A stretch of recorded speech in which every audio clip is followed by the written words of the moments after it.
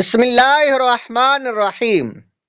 احادیث شفاعت اولیاء، اہل اللہ بھی شفاعت کریں گے۔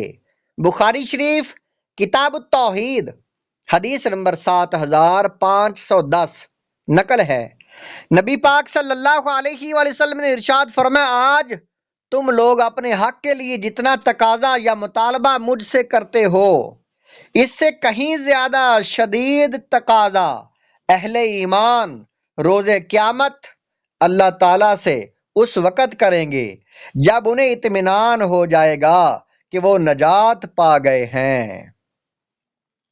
اہل ایمان اللہ تعالیٰ کی بارگاہ میں عرض کریں گے، اے ہمارے پروردگار، ہمارے بھائی ہمارے ساتھ نماز پڑھتے تھے، روزے رکھتے تھے اور دوسرے نیک اعمال کرتے تھے، انہیں معاف فرما دے۔ اللہ تعالیٰ فرمائے گا، جاؤ جس کے دل میں دینار برابر ایمان پاؤ اسے نکال لاؤ۔ رب تعالیٰ ان گناہگار لوگوں کے چہرے جہنم پر حرام فرما دے گا۔ پس اہل ایمان وہاں آئیں گے تو دیکھیں گے کہ لوگ قدموں تک آگ میں ڈوبے ہوئے ہیں، بعض لوگ نصف آدھی پنڈلیوں تک آگ میں ڈوبے ہوئے ہیں۔ چنانچہ یہ لوگ جس جس کو پہچانیں گے انہیں نکال کر لے جائیں گے، پھر اللہ تعالیٰ کے حضور حاضر ہوں گے اور دوبارہ شفاعت کریں گے۔ اللہ تعالیٰ فرمائے گا، اچھا جاؤ جس کے دل میں نصف دینار کے برابر ایمان پاؤ اسے نکال لاؤ۔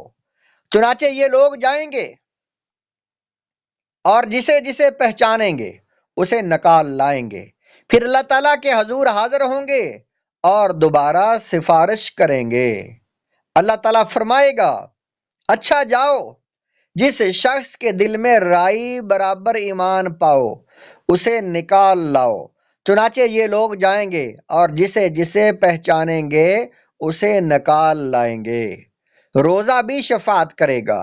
الترغیب والترہیب صفحہ نمبر 974 پر حدیث پاک ہے، حضرت عبداللہ بن عمر رضی اللہ تعالیٰ عنہ سے مروی ہے کہ رسول اللہ صلی اللہ علیہ وآلہ وسلم نے ارشاد فرمایا، روزہ اور قرآن قیامت کے روز شفاعت کریں گے۔ روزہ کہے گا، اے میرے پروردگار، میں نے اس بندے کو کھانے پینے اور اپنی خواہشات پوری کرنے سے روکے رکھا، لہٰذا اس کے بارے میں میری سفارش قبول فرما۔ قرآن مجید کہے گا، اے میرے رب، میں نے اس بندے کو رات قیام کے لیے سونے سے روکے رکھا، لہٰذا اس کے بارے میں میری سفارش قبول فرما۔ چنانچہ دونوں کی سفارش قبول ہو جائے گی۔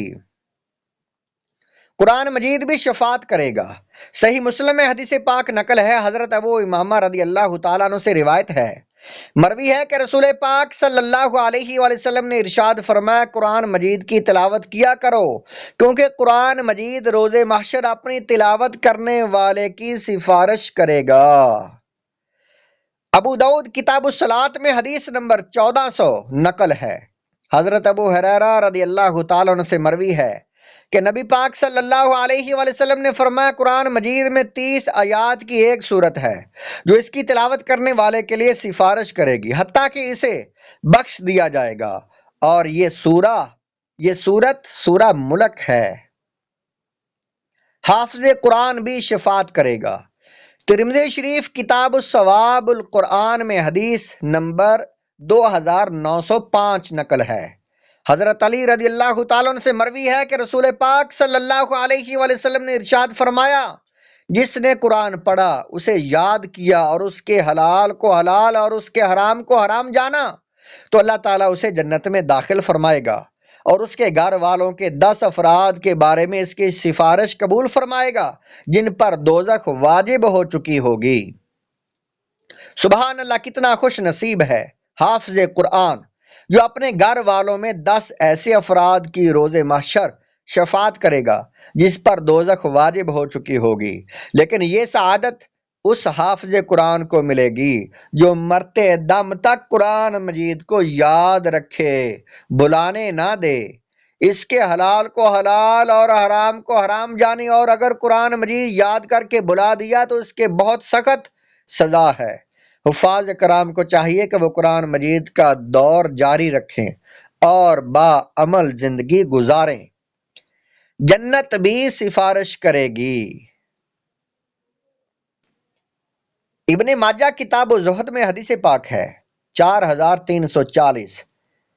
حضرت انس بن مالک رضی اللہ تعالیٰ عنہ سے مروی ہے کہ رسول پاک صلی اللہ علیہ وآلہ وسلم نے ارشاد فرمایا، جو شخص 3 مرتبہ جنت کا سوال کرے تو جنت کہتی ہے اے اللہ اسے جنت میں داخل فرما دے۔